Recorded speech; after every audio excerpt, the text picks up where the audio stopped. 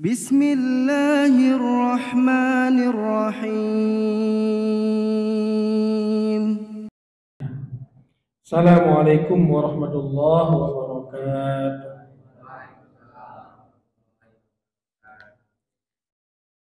Alhamdulillah wa syukrulillah wa la hawla wa la quwwata illa billah, amma ba'd. Mari sama-sama kita mulai dan bacakan suratul Fatihah. A'udzu billahi minasy syaithanir rajim. Bismillahirrahmanirrahim. Alhamdulillahi rabbil alamin. Ar-Rahmanir Rahim. Maliki yaumiddin. Iyyaka na'budu wa iyyaka nasta'in. Ihdinas siratal mustaqim. Siratal ladzina an'amta 'alaihim ghairil maghdubi 'alaihim waladdallin.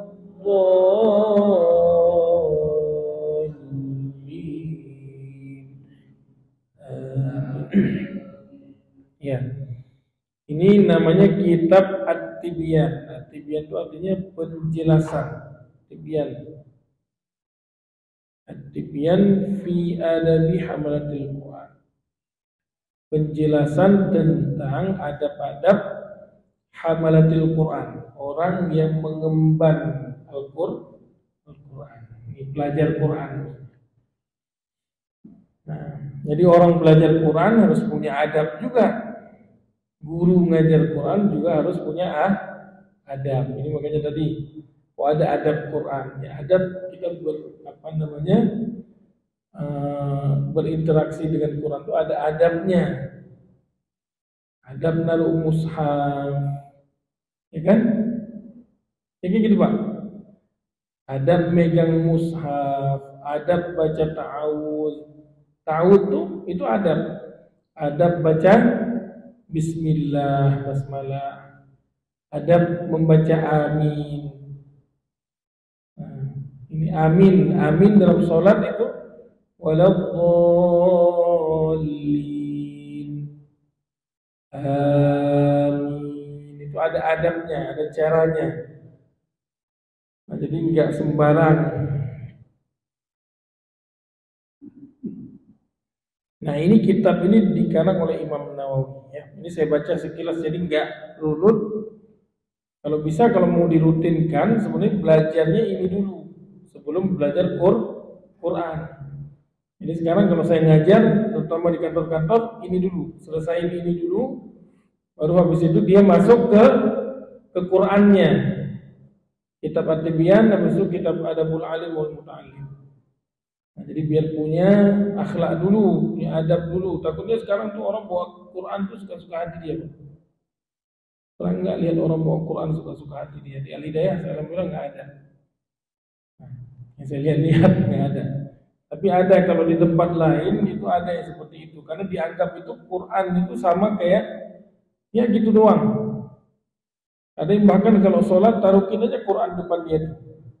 Dia berdiri, Quran itu sama dengan kakinya, selevel, sejajar. Nah, ini ada di sini. Ya, jadi adabnya ada di sini. Baik, saya baca nggak dari awal ini ya. Saya ambil beberapa hadis saja. Wa an Umar bin Al-Khattab radhiyallahu anhu anna an-nabiy sallallahu alaihi wasallam qala. Oh, ini Arab semua. Saya punya Indonesia, ada tulisan Indonesianya, ada terjemahnya. Inna Allah Ta'ala, sesungguhnya Allah Ta'ala yarfa'u, meninggikan bihadzal kalam, dengan Al-Quran ini, aqwaman, satu kaum, suatu kaum, wa yad'u bihi akharin, dan merendahkan kelompok atau kaum yang lain. Nah, maksudnya apa? Innallaha ta'ala yarfa'u bihadzal kalam. Allah meninggikan derajat kualitas dari hidup suatu kaum yang dekat dengan Quran. Benar kan? Nah, contoh nih, sekarang di Palestina lagi perang. Tapi mereka dekat dengan Quran, Pak.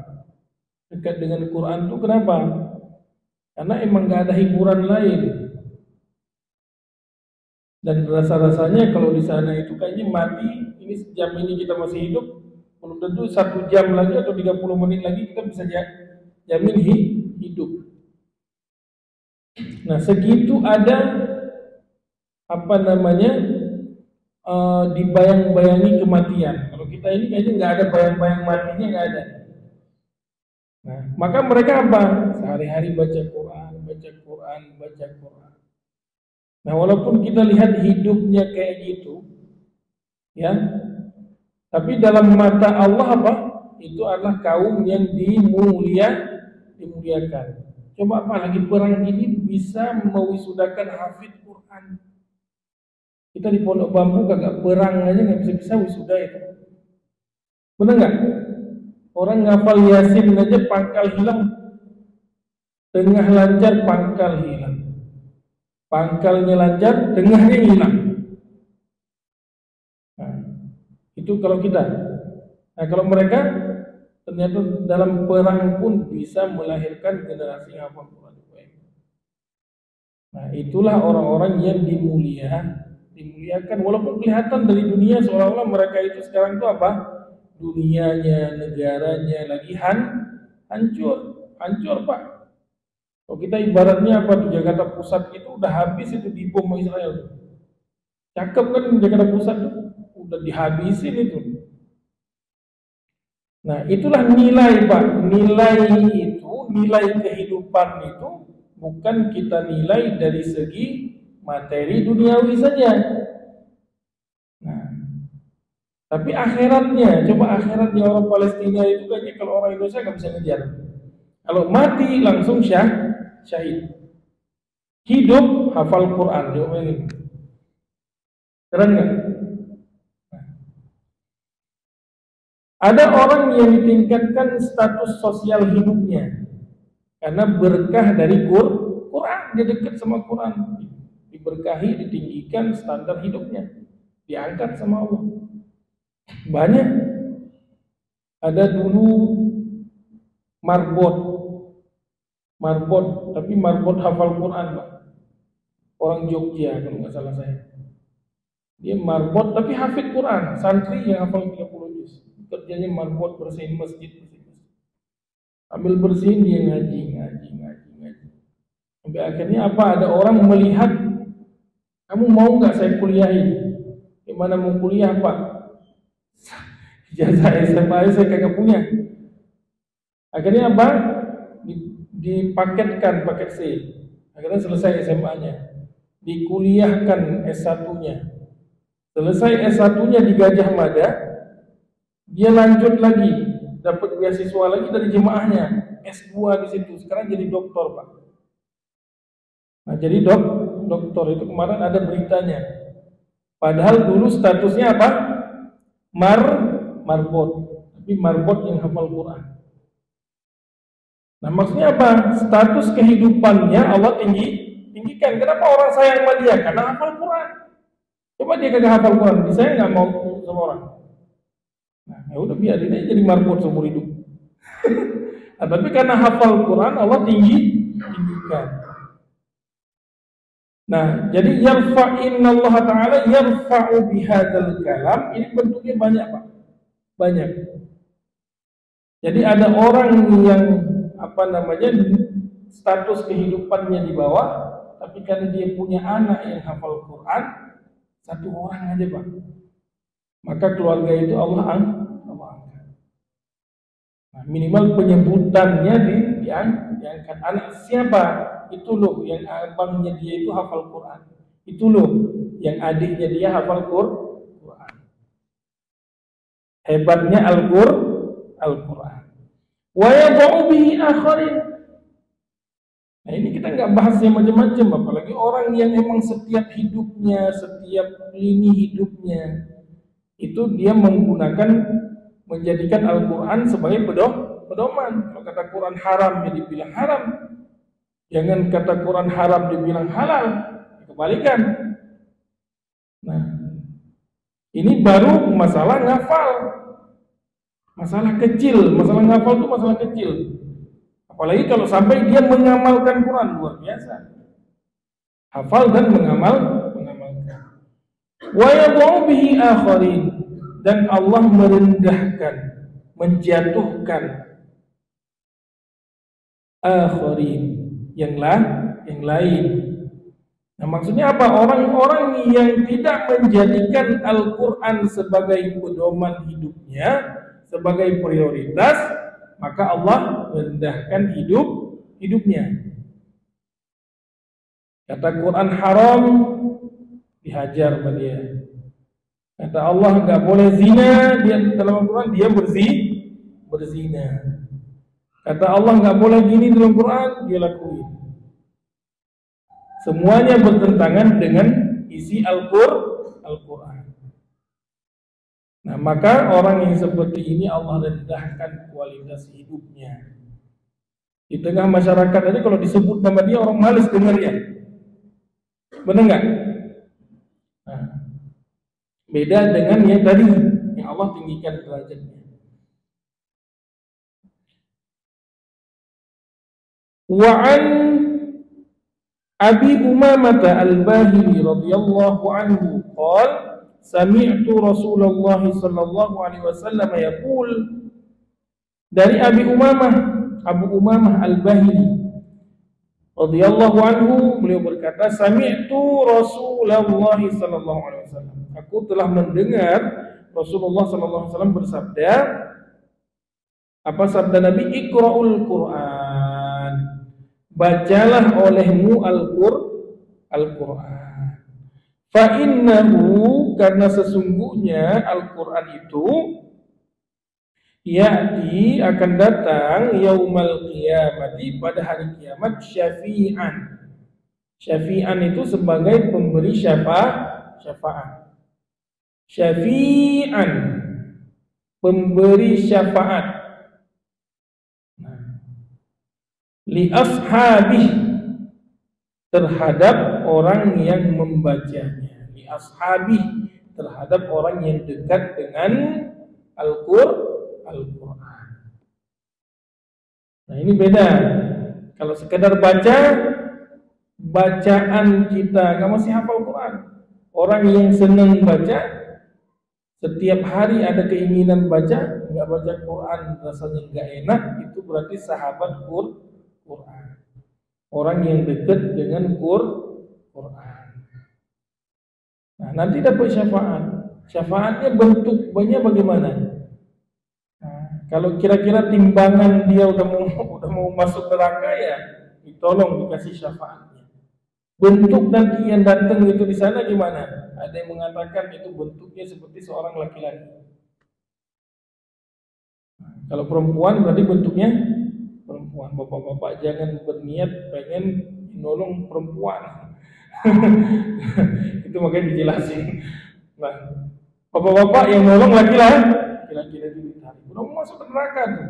Tarik dia. Baca aja. Nah, kalau yang hafal apa lagi?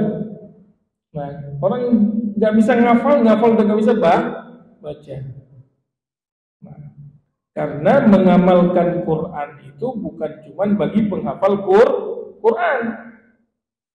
Maka keutamaan yang didapat juga bukan khusus bagi penghafal Quran, orang yang baca. Nah, Iqra'ul Quran, di situ bahasanya Iqra'. Bacalah. Mau baca secara hafalan, baca pakai Qurannya terserah. Yang penting ada keinginan kita untuk membaca. membaca. Paham ya?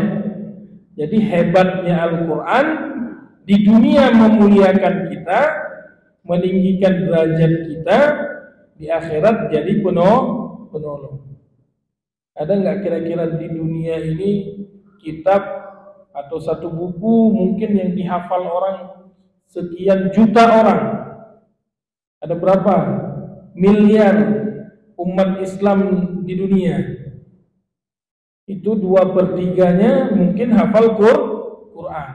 Ada nggak kira-kira kitab agama lain yang kira-kira dihafal segitu banyak oleh pemeluk agamanya? Ada nggak? Nah, ada Pak. Itu baru Quran. Hadis Nabi gimana? Hadis Pak. Kayaknya omongan Yesus juga kagak ada yang hafal. Bener nggak? Kagak sebanyak hadis. Luar biasanya agama Islam, dan itu diriwayatkan secara turun temurun.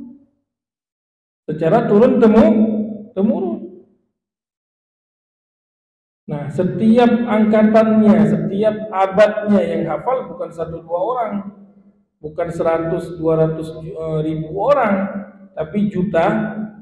Coba bayangin gimana cara Al-Quran bisa hilang, nggak bakal hilang. Nah, belum caranya, cara baca aja dihafal Pak.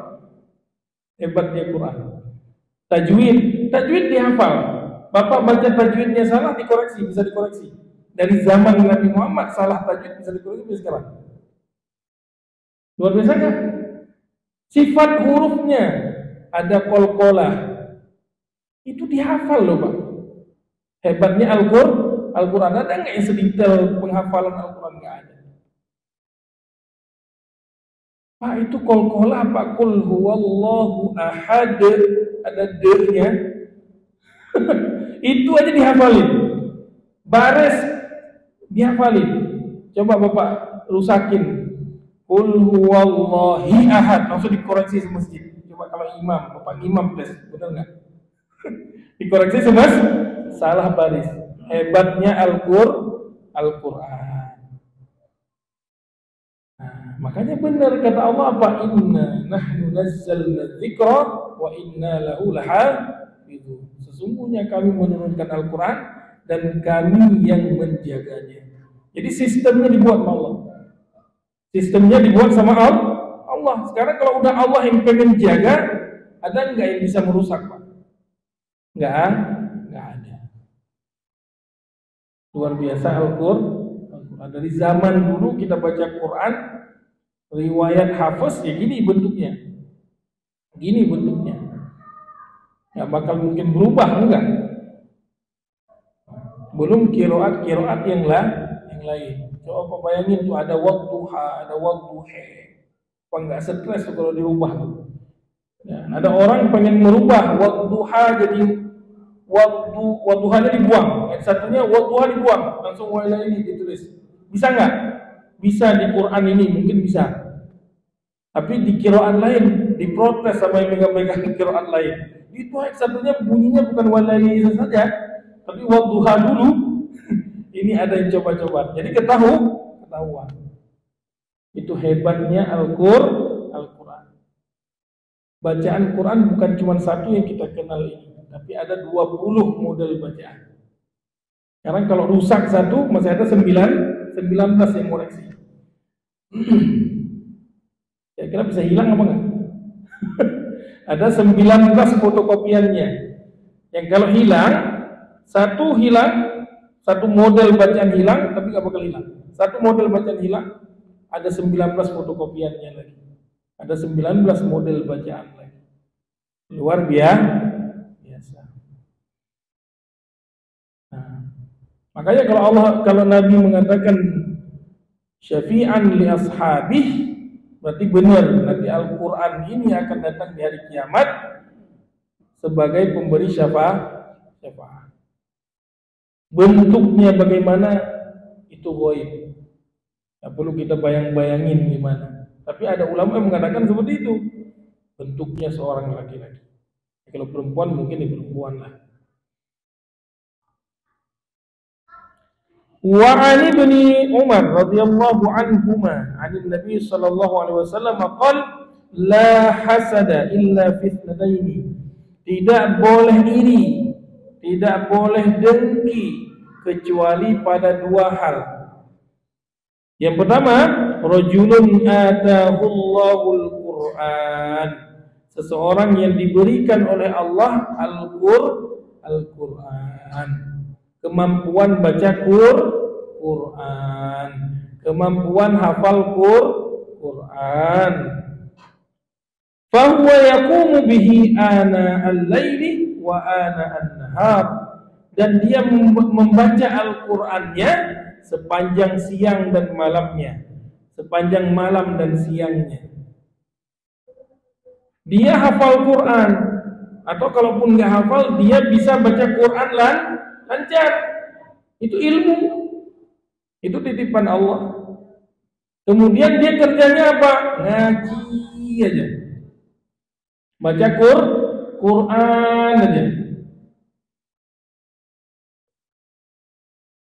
Nah itu kita boleh iri Pak, kita boleh iri sama dia.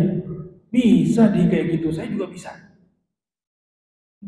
Dia ngaji 2 juz, saya 2 juz 1 lembar. Nah jangan mau kalah maksudnya. Boleh berlomba-lomba, nggak apa-apa. Nah, dia ngaji kita intip, wah ngajinya sampai di sini, saya harus lebih dari ini. Boleh. Nah, berlomba-lomba dalam kebaikan.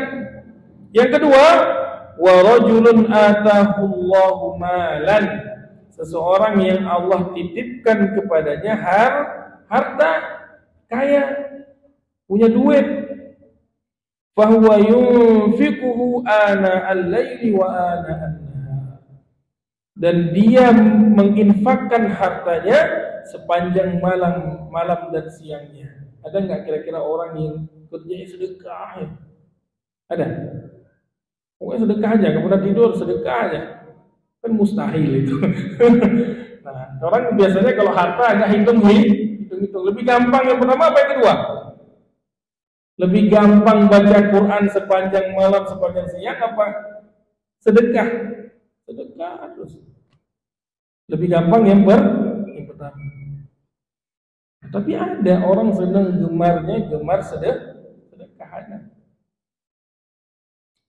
Senang dia sedekah. Dulu ada itu orang Cina, mu'allaf, meninggal. Namanya apa ya? Lupa saya. Koh Indra, lupa saya. Dekat Musa Abdul Somad ya dekat. Saat Hidayat ya dekat. Itu kalau jalan kemana-mana, dia awal mula sedekah itu bawa duit 100.000 dalam bentuk uang 5.000. Siapapun ketemu pengemis ngasih. Tapi akhirnya dia bisa bangun perusahaan. Dia mu'allaf, masuk Islam, diusir sama orang tuanya Pak. Orang Cina. Indra Stephen namanya apa lupa saya. Akhirnya dia sampai di akhir-akhir itu dia setiap jalan kemana-mana itu bawa duit 10 juta Pak. Jadi kalau ketemu pengemis bukan 5.000 lagi dia ngasih 100.000. Nah, ada emang senang sedekah. Kalau ada event-event dakwah besar, dakwahnya Ustaz Hidayat, dia nomor 1 promotornya. Ustaz Abdul Somad, dia nomor 1. Luar biasa orangnya. Meninggal sekarang. Punya aset luar biasa. Bahkan dia bangun rumah yatim, misalnya rumah yatim, habis itu ada tempat makan gratis. Jadi semua orang yang datang boleh makan sepuasnya, mereka yang makan. Jadi ada orang yang gemar emang gitu Pak, gemar sedekah. Mungkin kita belum. Mudah-mudahan suatu saat bisa, mudah-mudahan. Nah itu kita boleh iri sama mereka. Kita lihat orang bisa kayak gitu, dia jangan banyak-banyak dulu. Yang sampai kita sedekah kebanyakan, lupa ngasih nafkah ke keluarga, salah juga. Harus seimbang. Nah diimbangin lah. Kalau pendapatan 3 juta ya sedekah berapa minimal sebulan? 150, 300. Ya kan gitu kan? 10% lah. Nah, Berarti kalau 20 juta sebulan berapa? 1 juta atau 2 juta. Nanti kalau kita bagi-bagi aja tuh, nanti naik tuh, pendapatannya pasti naik. Nanti nyampe 100 juta, mulai mikir, gede banget. Hadir dia satu orang di masjid itu udah menyenangkan banyak orang. Pokoknya masjid nggak perlu beribet, bangun ada pembangunan, cukup nama dia satu orang, orang udah senang. Tenang, saya sedekah udah senang. Karena orang tahu dia senang sedekah.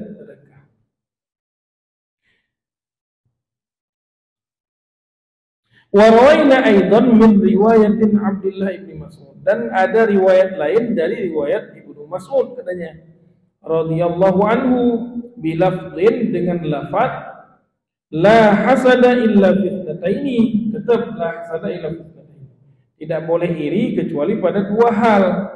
Rajulun atahu Allahu malan, seseorang yang Allah berikan kepada dia harta, fasallatahu ala halakatihi bil haqqi, kemudian Allah anugerahkan dia kemampuan untuk mengelola hartanya ke arah yang benar. Dia kaya, tapi Allah kasih dia kemampuan ilmu buat mengelola hartanya ke arah yang baik. Banyak orang kaya tapi pelit. Banyak orang kaya, makin kaya dosanya makin banyak, maksiatnya makin banyak. Bunuh orang yang nggak pas sama dia, tembak aja. Ada nggak? Kayak nyamuk aja tuh orang. Nah, ya kan? Maksiat dia makin banyak, dugem. Pokoknya semua diskotik dia punya. Tapi ada orang yang makin kaya, Allah ajarkan cara mengelola harta. Gak ada masjid yang kosong dari sedekah dia. Gak ada hari yang tanpa sedekah.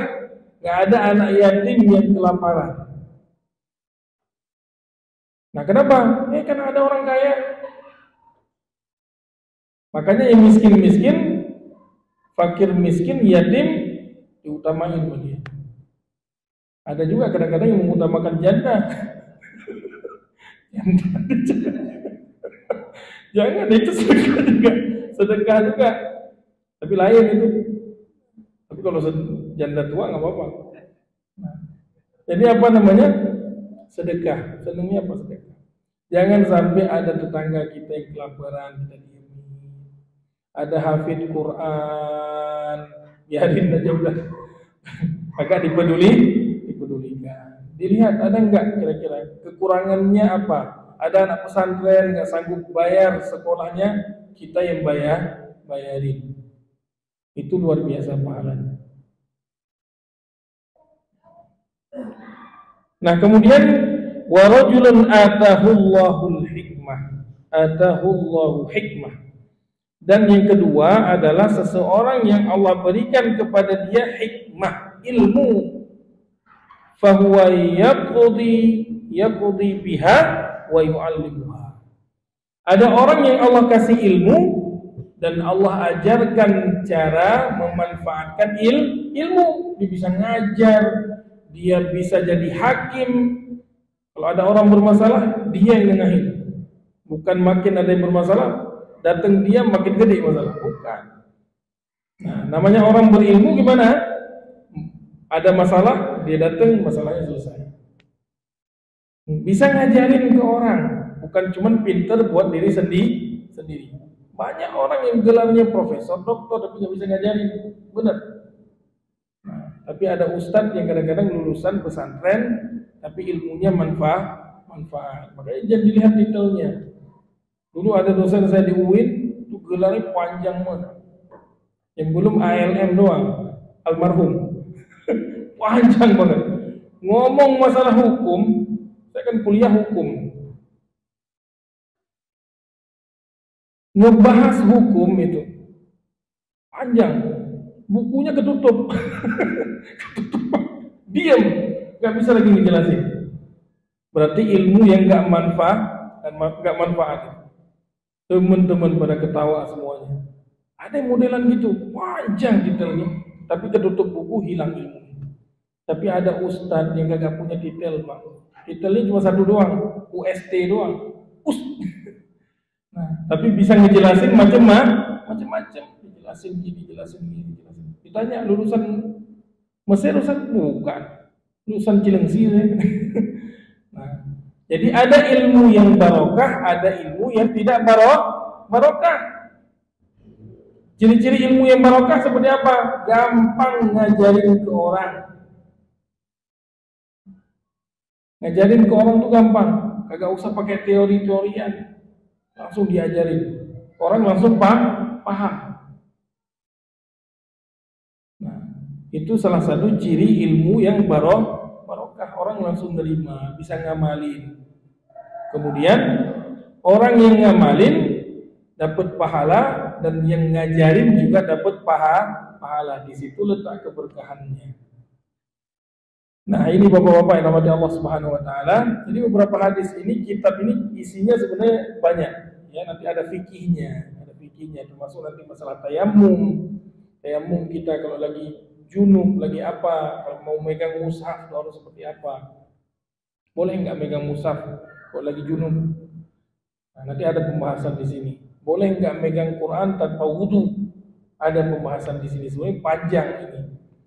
Nah, cuman emang harus dikhususkan, kajian-kajian kayak gini harus dikhususkan, dibahas. Kalau bisa biar nggak ngantuk, caranya gimana? Kitabnya punya. Ini kadang-kadang dijelasin. Emang berat, ngaji nguping itu berat. Nah, kadang-kadang kalau kita nggak ada catatan tuh di ibu-ibu tuh biasa ada, mereka beli bukunya, dibeli terus dibaca. Yang baca buku, yang baca kitabnya aja tidur. Apalagi kalau kita ngaji tanpa kitab, bablas. Karena yang paling enak tidur itu di sini. Kenapa? Karena rahmat Allah tuh turun. Ini ada malaikat Pak di sini, Pak. Percaya nggak? Ada malaikat. Nah, makanya kita ngantuk enak banget. Nah, kenapa? Emang tempat-tempat pengajian tuh banyak malaikat. Kalau banyak malaikat tuh tenang, Pak. Nah, jadi makanya nanti kalau kita khususkan belajar ini, saya berharap bapak-bapak beli kitabnya. Beli nanti di Shopee ada. Dibeli, ya kan? Kita kaji nanti apa sebulan sekali, apa emang kita ngaji ini dulu baru ngaji Quran nanti silakan. Jadi saya berharap apa? Ini jadi motivasi buat kita, Pak. Motivasi. Jadi yang namanya motivasi itu apa? Jangan saya doang yang semangat, bapak-bapaknya kagak semangat, atau bapak-bapaknya semangat, sayanya kagak semangat. Karena baca kitab seperti ini, kitab-kitabnya ulama itu ternyata ada barokahnya juga. Jadi kita mewarisi semangat belajarnya para ulama terdahulu. Nah, ngaji juga nggak usah tegang-tegang banget.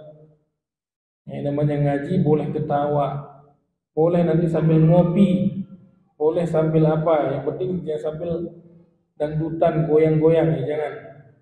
Boleh ngopi sambil ngaji, boleh nggak? Boleh. Yang penting jangan bapak makan nasi uduk saya ngajar, jangan. Nggak boleh itu. Nah, jadi kita buat ngaji senyaman mungkin, seenak mungkin. Jadi jangan sampai ada di pikiran kita apa ngaji pasti ribet, ngaji pasti gini, ngaji Quran tuh nggak enak.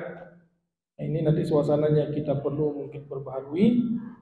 Kita buat senyaman kita. Bapak-bapak yang mau selonjoran, yang mau kemana, yang penting tetap ngaji. Nggak ada alasan, wah kaki pinggang sakit Ustaz kalau ngaji.